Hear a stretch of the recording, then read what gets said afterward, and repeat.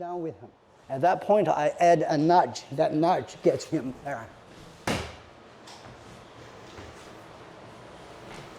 At no time you actually allow your opponent to move. Move is he can get away. Especially he wants to get away. Especially you shouldn't push him away. All right? So you touch me.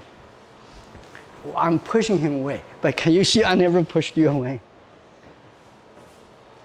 We only close the distance. Now I lock on him. He doesn't like it. He tries to escape. When he does that, I seal. Yeah. There's no power on you, right? Only a manipulation. I keep, the Chinese word is called, I dig a hole, you didn't fall in. I dig a bigger one until you fall in. Like you're here, I dig a hole 5 centimeters, 5 inches, it won't work. By the time I dig a 2 feet or 4 feet hole, you're in. Continue to dig, don't fight. If I push you, there is a hole. Now I push you on the other side. You're still good. No, I want you to go. I'm okay. Now I fall. No. So the key in people watching, the joke is, you almost got him. Almost.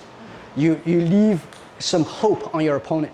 Your opponent always feels like, just a little bit, I'll get him. A little bit. But it's always, you're always a little bit short. So, can you translate that into English? Stand. Stand. No, that's not a direct translation. Keep your friends close. Keep your opponent closer.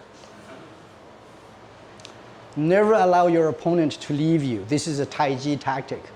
Once I throw you, you can come back with a kick. You can come back with a bow. You can come back with a knife. But I'm holding you. I'm a snake. I'm constricting you. And your opponent can only do this. Cannot jump out and give you a kick. So that's why you never let go of your opponent.